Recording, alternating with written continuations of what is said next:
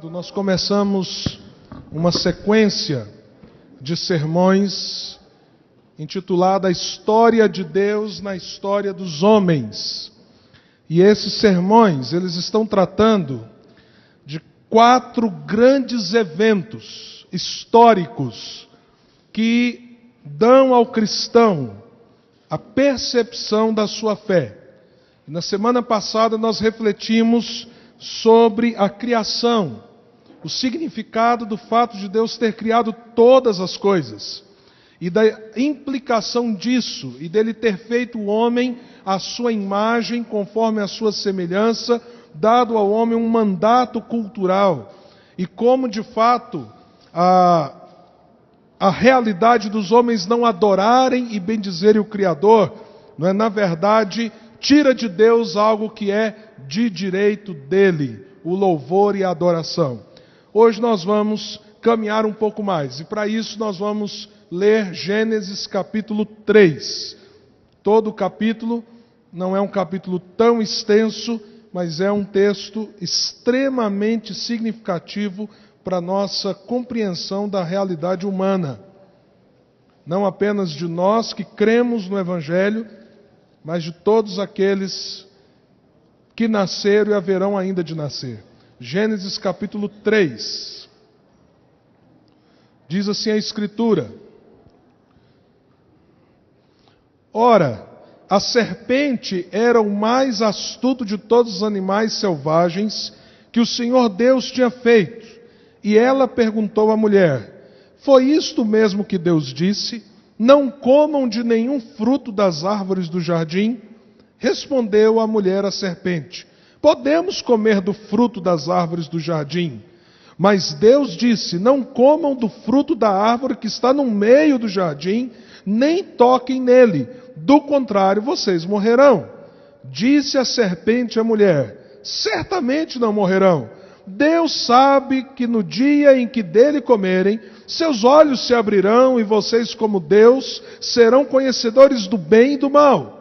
Quando a mulher viu que a árvore parecia agradável ao paladar, era atraente aos olhos e, além disso, desejável para dela se obter discernimento, tomou do seu fruto, comeu e deu ao seu marido, que comeu também.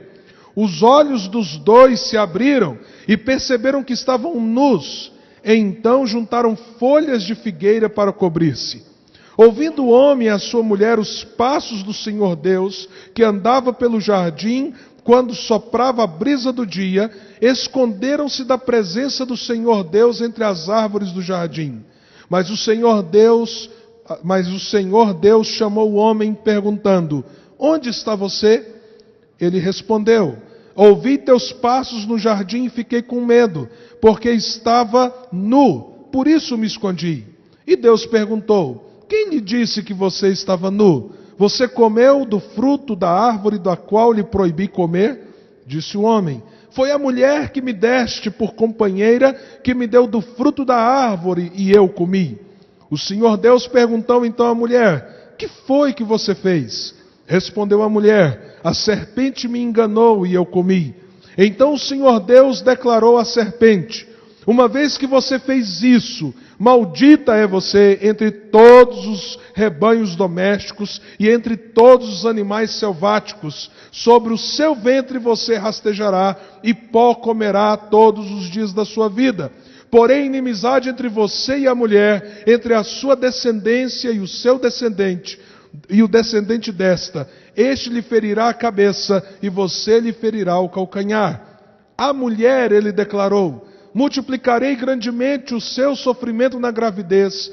Com sofrimento você dará à luz filhos. Seu desejo será para o seu marido e ele a dominará. E ao homem declarou: Visto que você deu ouvidos à sua mulher e comeu do fruto da árvore da qual eu lhe ordenara que não comesse, maldita é a terra por sua causa. Com sofrimento você se alimentará dela todos os dias da sua vida. Ela lhe dará espinhos e ervas daninhas, e você terá que alimentar-se das plantas do campo. Com o suor do seu rosto você comerá o seu pão, até que volte à terra, visto que dela foi tirado, porque você é pó e ao pó voltará. Adão deu à sua mulher o nome de Eva, pois ela seria a mãe de toda a humanidade. O Senhor Deus fez roupas de pele e com elas vestiu Adão e sua mulher. Então disse o Senhor Deus: agora o homem se tornou como um de nós, conhecendo o bem e o mal. Não se deve, pois, permitir que ele tome também do fruto da árvore da vida e o coma e viva para sempre. Por isso o Senhor Deus o mandou embora do jardim do Éden para cultivar o solo do qual fora tirado. Depois de expulsar o homem, colocou a leste do jardim do Éden querubins e uma espada flamejante que se movia, guardando o caminho para a árvore da vida. Vamos orar? Senhor, dá-nos entendimento do que o que acabamos de ler significa para toda a humanidade. As consequências da queda, o peso que ela traz sobre todos nós e como ela subjugou o homem debaixo do poder do pecado. Mas, Senhor, dá-nos também a esperança que provém da cruz, para que nós possamos nos lembrar sempre que há alguém que venceu a morte, venceu o pecado, e a nossa esperança está nele, Jesus Cristo de Nazaré, e é no nome dele que nós oramos. Amém. Eu tenho tido alguns problemas com a operadora do nosso sinal de internet lá em casa. Não sei se isso acontece com alguém aqui, não é? Mas isso está acontecendo lá conosco. E esses dias alguém me mandou uma mensagem: olha, te mandei um e-mail, leia com urgência. E eu não consegui acessar a internet porque o sinal não estava funcionando. Mas existe um serviço ligado ao meu celular, que a operadora específica do celular me permite entrar em alguns pontos da cidade onde existe o sinal da sua rede. E eu consigo acessar, então, o e-mail através do celular. E lá perto de casa há um lugar assim, que eu consigo me conectar. Então, às vezes, quando eu vejo só não tem jeito, a internet não vai funcionar, eu pego o carro, paro ali, me posiciono, acho o sinal e falo: deixa eu resolver o problema aqui, não é? Rapidinho, está tudo beleza. Há poucos dias atrás, eu estava fazendo isso, né, por causa dessa mensagem que eu recebi. Mas aí eu passei por uma experiência que eu nunca esperava passar por ela. Eu estou lá dentro do carro, acessando o e-mail, lendo o e-mail, resolvendo isso ali quietinho. De repente eu ouço um barulho de alguém batendo na janela. Pá, pá. Aí eu olho, era um policial. Aí eu fiz assim, tipo: o que o senhor quer? Ele pôs a mão assim e falou assim: desce logo aí, rapaz! Desce logo aí, rapaz! Aí eu: o que está acontecendo? Ele falou assim: por que você está parado aqui, rapaz? Eu já vi esse carro parado aqui antes. O que está acontecendo? Eu disse: não, senhor, é o seguinte, é o sinal da internet. Que internet, rapaz? Você está dentro do carro? Que negócio de internet? Não, é porque é o celular. Que celular, rapaz? Fala a verdade, fala a verdade. O que você está querendo fazer? Aí eu fiquei assim, né, assustado. Que coisa mais estranha, que coisa mais louca. Parado na rua, sendo abordado, porque eu parei ali. E aí o guarda, então, né, falou assim: pera aí que eu vou revistar tudo aqui. Ele falou assim: ó, os vizinhos aqui estão incomodados. Eles ligaram para nós. Por que você para aqui? Não, senhor, vou explicar de novo para o senhor. Realmente, já parei com umas 3 ou 4 vezes. Mas é porque tem um sinal. Sinal de quê, rapaz? Fala a verdade, conta a verdade. O que você está fazendo? Não, está aqui os documentos.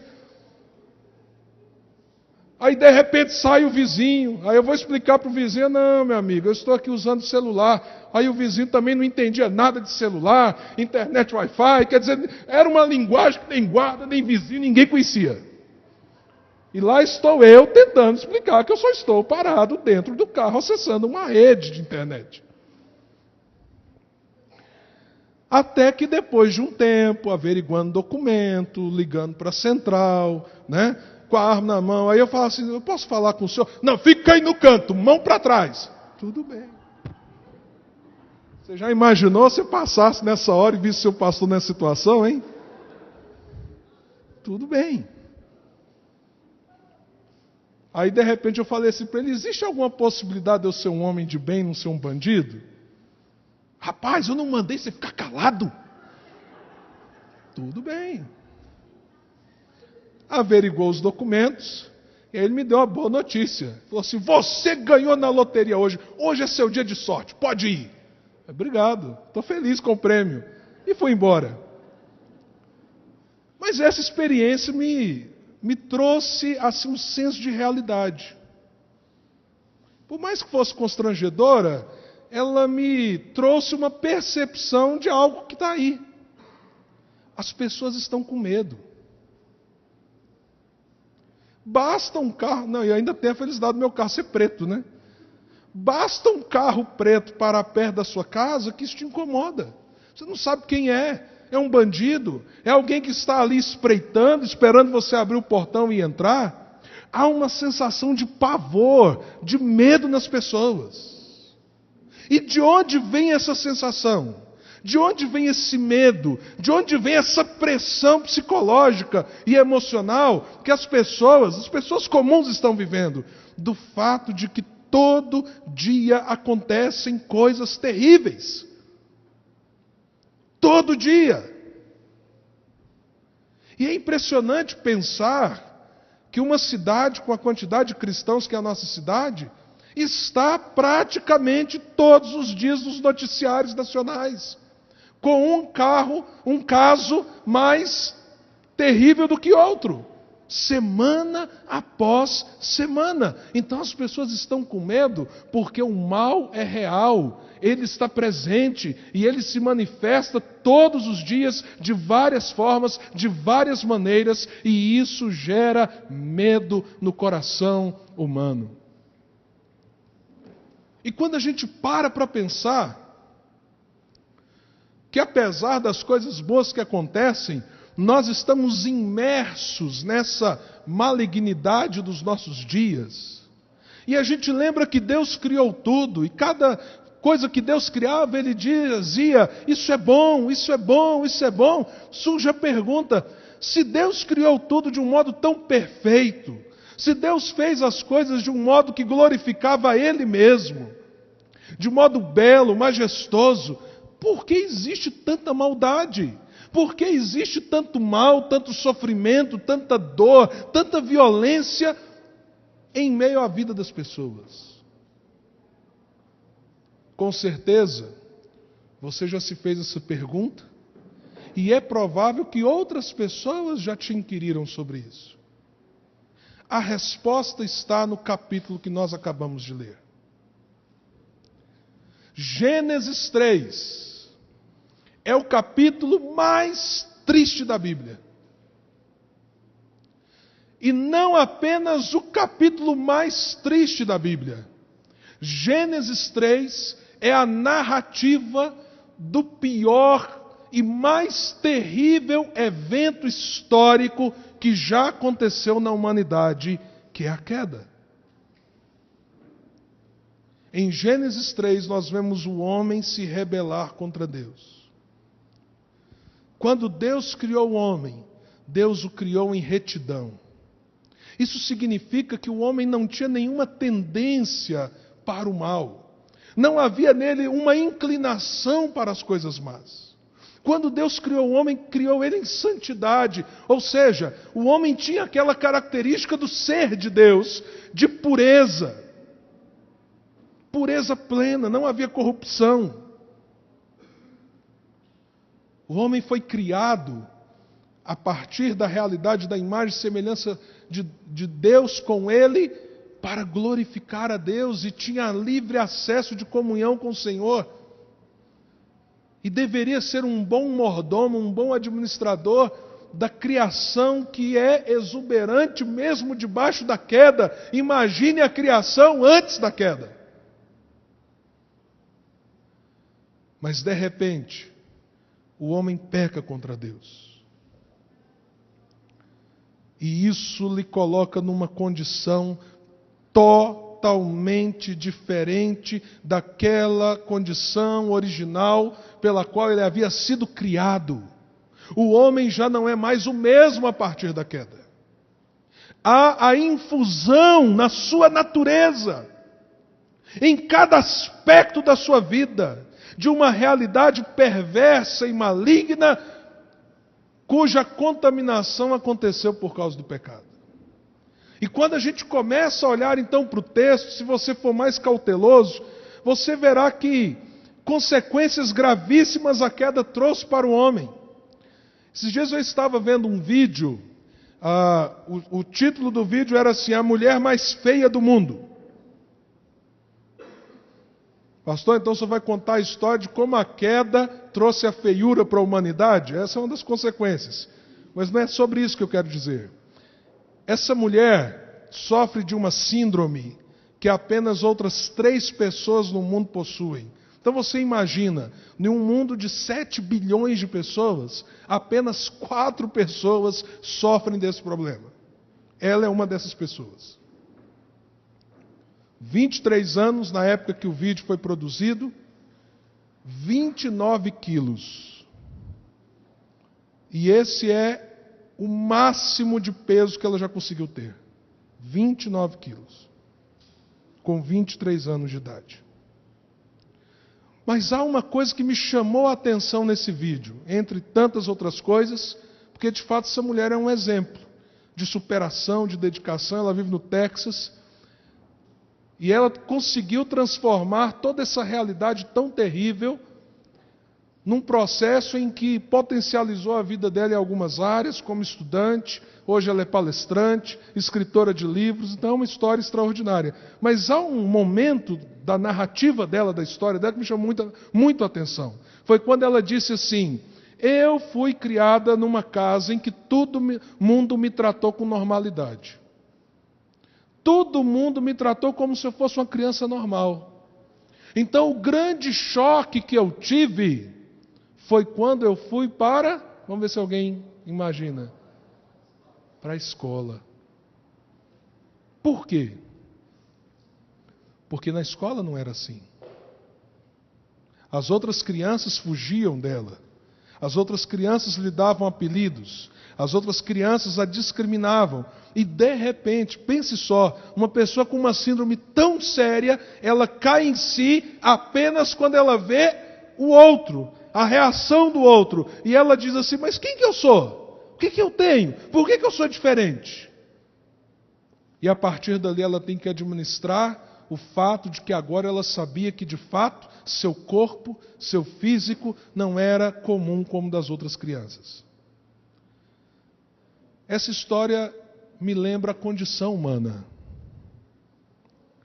Nós estamos tão acostumados a ver a maldade ao nosso redor e a lidar com o pecado dentro da esfera humana, que nós muitas e muitas vezes não temos uma visão da síndrome complexa na qual nós estamos inseridos. No que significa ser filho de Adão, ter a herança dele como nosso pai e assim sermos pecadores por natureza. Às vezes nós estamos achando que estamos num quadro de normalidade, quando na verdade o pecado nos desfigurou completamente. E quando nós então voltamos lá atrás, vemos como Deus nos criou e o que a queda fez conosco, nós precisamos ser avisados e relembrados da nossa condição humana diante de Deus. É tão comum ouvir pessoas dizendo assim: olha, eu acho que Deus deve gostar de mim, eu acho que Deus deve fazer coisas boas para mim. Tem gente tão pior do que eu. Você já viu gente falando assim? Eu não sou tão ruim assim, gente. E às vezes a pessoa consegue listar até algumas coisas boas que ela entende que ela faz, então que Deus deveria gostar muito dela. Afinal de contas, ela de vez em quando ajuda alguma pessoa, ela se empenha em alguma coisa, ela às vezes vem até na igreja. E com isso ela perverte o entendimento de si própria. Ela não entende a condição real que o ser humano está por causa da queda. E a primeira coisa que nós vemos, que nasce da queda como realidade para nós, é que nós passamos a experimentar o que não deveríamos experimentar, que é a presença do mal em todas as esferas da nossa vida. Eu acho muito interessante quando o texto nos narra que a mulher então cai na tentação e na cilada da antiga serpente, que lá em Apocalipse, é denominada com clareza como Satanás. A mulher cai nessa cilada, convida o homem, ele cai também. E qual é a primeira coisa que acontece quando eles pecam? Você já parou para observar? Eles sentem vergonha, porque eles percebem a sua nudez. Tenta lembrar aí na sua cabeça a situação pior que você já passou de vergonha. Você consegue? Você já passou por uma situação muito forte que te envergonhou? Que te constrangeu? Até então, Adão e Eva nunca haviam sentido vergonha, constrangimento. E olha, gente, não é aquela vergonha simplesmente de um constrangimento qualquer. Uma das experiências mais terríveis que eu passei na vida foi o fato de que eu nasci com um lábio leporino.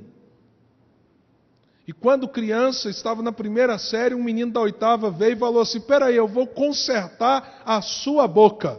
Ele veio, fechou a mão e puf! Bateu. E aí, de repente, o sangue começou a correr na minha boca, descendo pela minha roupa. Aquele dia eu descobri o que é vergonha.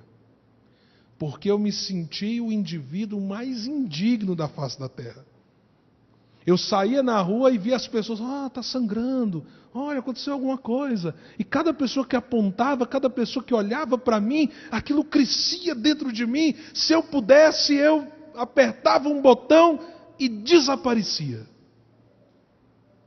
E quando eu cheguei em casa, minha mãe olhou e falou assim: "Meu filho, o que aconteceu? O que aconteceu? O que aconteceu?" Eu tinha vergonha de contar para minha mãe. Eu tinha vergonha de dizer assim: "Não, mãe, um menino me deu um murro que disse que ia consertar a minha boca."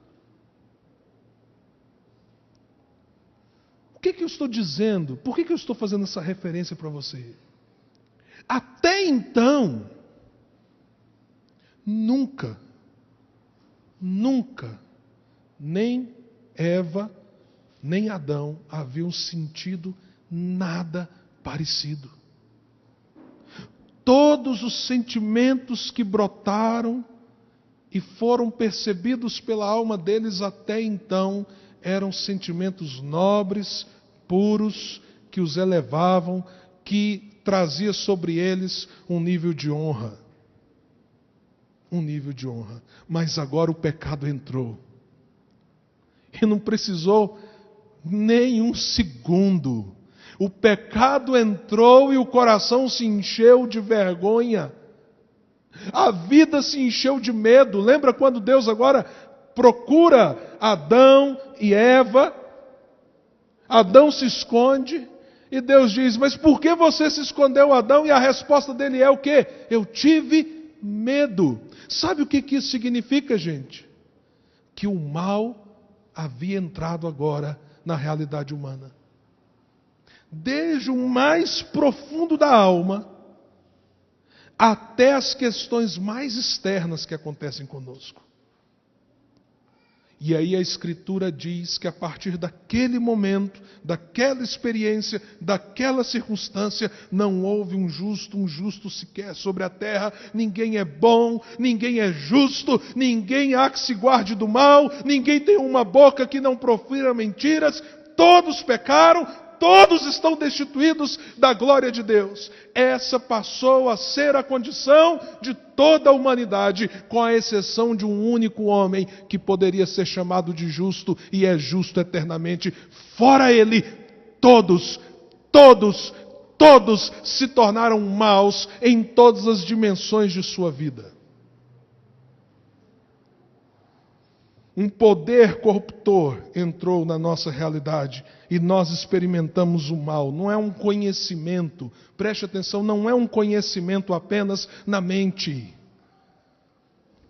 Por exemplo, você conhece o fato intelectualmente falando, de que o crack é terrível, é perigoso, que basta experimentar uma vez e de repente você pode se tornar dependente para o resto da vida, e se isso acontecer, você pode ficar como um zumbi humano, você pode vender tudo que você tem, acabar com a sua família, de repente inclusive começar a roubar para manter um vício que te domina. Todos nós sabemos disso intelectualmente, mas talvez você nunca tenha experimentado o crack.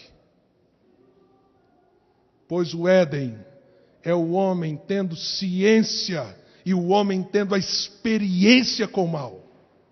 E o mal entrou em sua vida de uma maneira muito profunda, muito mais profunda do que muitas vezes nós conseguimos perceber. E nós devíamos perceber sobre nós mesmos o peso dessa realidade. Diante de um Deus santo, de um Deus justo, de um Deus que não convive e não se relaciona com o que é corrupto, de um Deus que não vai tocar no que é pecaminoso, de um Deus de altas exigências, porque Ele é o grande, o santo, o justo. Diante desse Deus, não existe sequer uma área de nossas vidas que nós possamos dizer, não, essa aqui ficou limpa, essa aqui ficou intacta, essa aqui está bem, nisso aqui o pecado não mexeu, não contaminou, não alterou, não degradou. Isso, não existe essa realidade. Por isso que o profeta diz, não há justos ao ponto de dizer que as nossas melhores justiças são o quê? Trapo de imundície. Vamos, por exemplo, colocar isso diante da realidade do louvor. Não há uma expressão, uma sequer, de louvor que você possa entregar a Deus a partir da sua própria condição caída.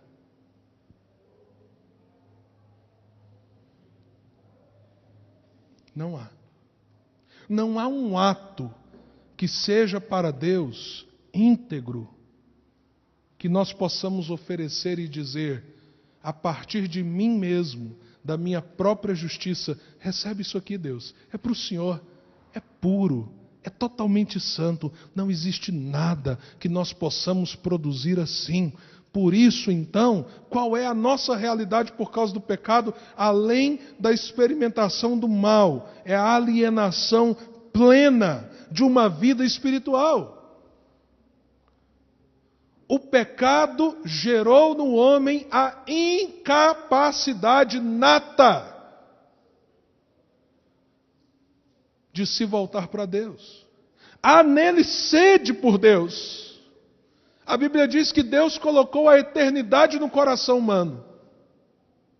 Por ser a imagem e semelhança do Senhor, há uma necessidade de Deus no homem, mas não há expressão espiritual legítima que ele possa produzir diante da sua condição de queda.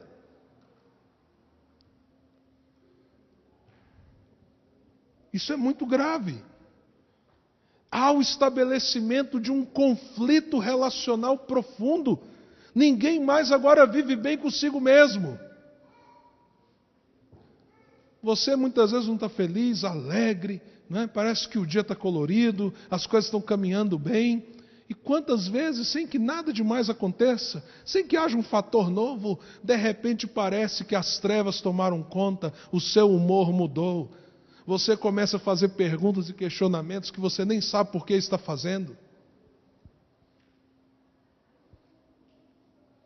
E a convivência entre nós, como nós precisamos uns dos outros, não é verdade? Como nós precisamos nos relacionar. O ser humano foi criado para se relacionar uns com os outros, mas de repente o pecado afetou isso de tal maneira que a grande verdade é que a nossa maior dificuldade de convivência é com as pessoas que nós amamos, as mais próximas, as que estão mais perto. Consequência da queda. E aí Deus diz para a mulher, olha, né? O seu desejo vai ser contra o seu marido. E ele vai dominar você. O que Deus está dizendo? Olha, está vendo o efeito do que você fez? Deus havia dito assim para a mulher: o que você fez? Você tem noção do que você fez? E Deus então olha para o homem e também dá uma palavra dura ao homem, porque Deus sim tinha consciência da gravidade do que havia acontecido. E ele diz assim: agora você vai ter um desejo de dominá-lo, você vai ter um desejo de manipulá-lo muitas vezes, e ele vai exercer um domínio feroz contra você. Relacionamentos rompidos, que se tornam complexos, delicados e muitas vezes estão corrompidos porque o pecado entrou na esfera humana. E de repente nós, os homens, por causa da nossa escolha, nós também afetamos toda a criação de Deus. Porque o texto diz assim: olha, a terra vai produzir ervas daninhas. Você consegue entender isso? Você consegue compreender a severidade do pecado? Porque o pecado alterou a harmonia da própria criação.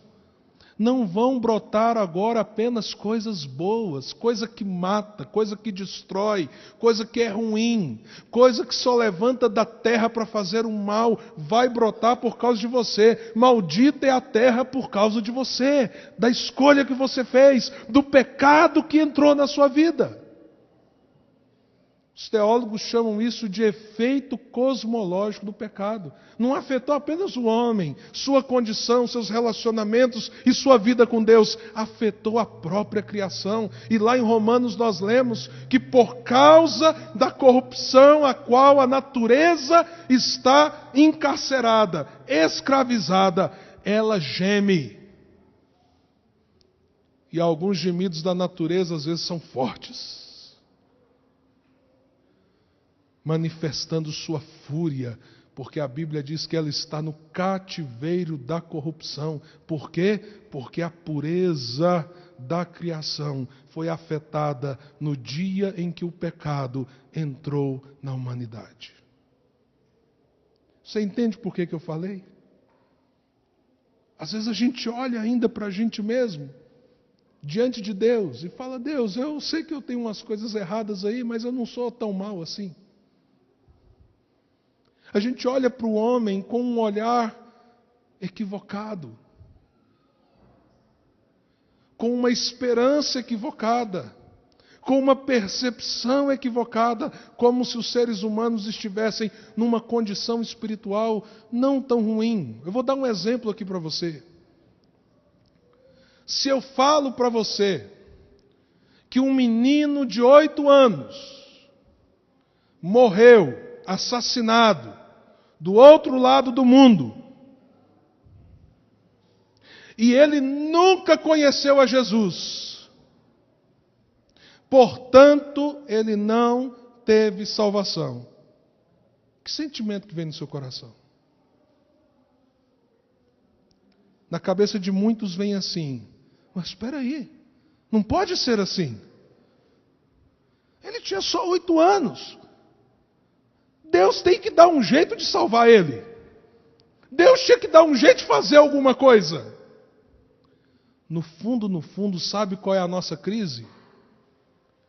Nós não acreditamos que perdemos tudo no Éden. Não caiu a nossa ficha que lá nós perdemos tudo. Nós não entendemos ainda onde chegamos por causa do pecado. A desgraça que o pecado representa quando ele entra na vida humana e o que ele causa. Em todas as culturas, em todas as épocas, em todos os seres humanos, nós ainda temos uma visão como se nós tivéssemos perdido alguma coisa. Mas sobrou muito ainda. Quando na realidade não é assim. Perdemos tudo. Tudo se corrompeu. E de repente a história podia acabar aí. A história de Deus com os homens podia acabar em Gênesis 3. Se Deus fizesse isso, pergunta: qual é o pecado que Deus teria cometido contra os homens? Se simplesmente Ele destruísse toda a humanidade, se Ele acabasse, exterminasse com a vida humana agora corrompida com o pecado, ou se simplesmente Deus falasse, tudo bem, vocês pecaram, se rebelaram contra mim, a vida de vocês está em profunda corrupção em todas as esferas, então eu não vou destruir vocês, mas eu vou simplesmente virar as costas e nunca mais eu olho para vocês. E Ele nos deixasse entregues a nós mesmos, qual seria a injustiça da parte de Deus? Seria Deus devedor a qualquer um de nós? Por isso, Gênesis é o capítulo mais triste da Bíblia, que nos revela o evento mais triste e comprometedor da história. Mas eu queria dizer uma coisa para você antes de terminar. Tendo consciência que isso gerou culpa, condenação, morte física e espiritual, corrupção em todas as áreas e todo o sofrimento e dor que a humanidade passa, está tudo aqui. Você quer saber onde está o princípio de tudo? Gênesis 3. Mas por mais que essa realidade esteja estampada na narrativa da queda, a narrativa da queda ainda tem um tom de esperança. O texto nos diz que Deus chega à mulher, fala com ela. Chega Adão e fala com ele. Foi a mulher que o Senhor me deu, Senhor. Adão então culpa a mulher e Deus, porque foi Deus que deu a mulher e a mulher fez isso. Então o Senhor e a mulher são os culpados. A mulher vira e diz, foi a serpente, ela que me tentou. Eu costumo dizer que nessa hora a serpente deu uma olhadinha para ver se tinha pelo menos um macaco passando para dizer assim, ó, foi você, foi ele, ó, vai lá atrás dele. Então aí Deus faz o comentário da ponta inversa, ou seja, ele diz para o homem, o que você fez? O homem diz, foi a mulher. Diz para a mulher, o que você fez? A mulher diz, foi a serpente. Aí ele então agora fala com a serpente, depois fala com a mulher e depois fala com o homem. E o que Deus diz para a serpente? Diz, você vai rastejar, você vai viver no pó, mas não para aí. Olha que coisa maravilhosa que Deus diz no verso 15. Porém, inimizade entre você e a mulher, entre a sua descendência e o descendente dela, este lhe ferirá a cabeça e você lhe ferirá o calcanhar.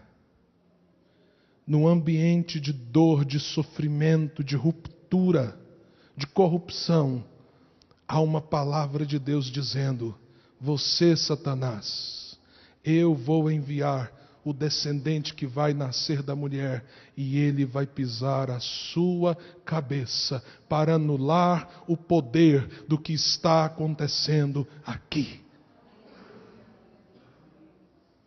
Os teólogos chamam isso de proto-evangelho, ou seja, o primeiro evangelho, a primeira menção a um redentor. Você consegue perceber a beleza disso? Naquele ambiente, naquele momento, Deus profere uma palavra, uma promessa, uma profecia. Eu vou mandar o descendente da mulher. E quando Deus diz isso, em outras palavras, Deus está dizendo, eu tenho um plano diante do seu erro. Eu poderia exterminar você. Eu poderia nunca mais olhar para você. Mas eu já decidi fazer algo. Fazer algo. E há outra coisa que me chama muita atenção. Diante de tanta perda, de tanta miséria, de tanta dor, de tanto sofrimento a partir do evento da queda em Gênesis 3. Vocês lembram Qual foi a primeira percepção dos homens, ou melhor, do homem e da mulher, quando eles caíram? Eles tiveram o quê? Porque estavam nus. Gênesis 3 termina dizendo: e o Senhor fez vestimenta de peles de animais para tampar a nudez deles. Na desonra, Deus diz: eu vou restaurar um dia a honra de vocês. Eu vou tirar um dia a vergonha de vocês. E apesar de tudo, eu serei o Deus provedor, que manterei a vida, que manterei o cuidado, apesar de toda corrupção e maldade que o pecado trouxe para a realidade dos homens. Há uma coisa que nós precisamos entender e reconhecer. Na história de Deus com os homens, nada podemos fazer por nós mesmos quanto à nossa condição espiritual. Nada podemos fazer por nós mesmos quanto à nossa condição espiritual. Perdemos tudo no Éden, mas Deus está dizendo: eu estou enviando o resgatador de vocês, o descendente da mulher que pisará a cabeça da serpente. E a Escritura nos diz que de uma mulher virgem, de um lugarzinho lá no fim do mundo, uma tal de Maria, uma mulher que servia a Deus, ali o Senhor pôs a semente do filho da mulher. E daquela mulher nasce um varão. E o descendente da mulher, através de uma cruz, pisa a cabeça da serpente. E a promessa é: aqueles que se rendem ao descendente da mulher, a esses está separada uma vestidura branca. Irmãos, se nós não compreendemos a queda, nós não entendemos por que existe tanto mal no mundo em que vivemos. O mundo está cheio de medo. Basta você parar o seu carro várias vezes na frente da mesma casa, provavelmente você vai perceber isso. O mundo está cheio de desonra e vergonha. O mundo está cheio de mal. Mas para esse mundo, Deus ainda olhou. E Deus ainda estendeu a mão. Na próxima semana, nós vamos entender o que é a redenção. Diante de um Deus que criou, diante de um homem que caiu, qual é o plano de Deus na história para resgatar o homem dessa condição terrível com a qual o pecado o lançou? O que Deus fez? Por que Ele fez? E como a cruz tem o poder de mudar a história daquele que se rende ao Filho de Deus. Que você venha domingo que vem, que você entenda a obra na história que Deus fez por você, para que essa consciência engaje você a viver na dependência de Deus e para a glória dele. Curva a sua cabeça. Coloque sua vida diante do Senhor.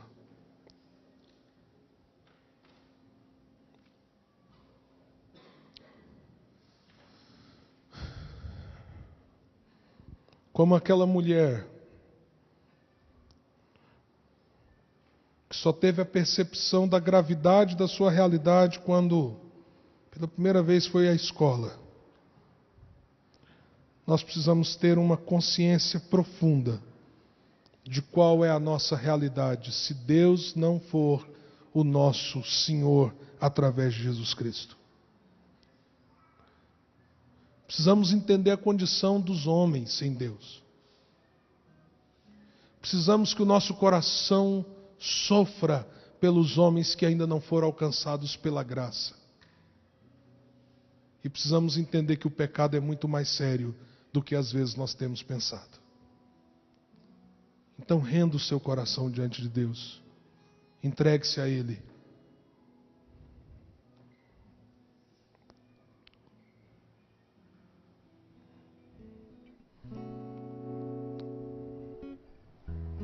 Adore o Senhor.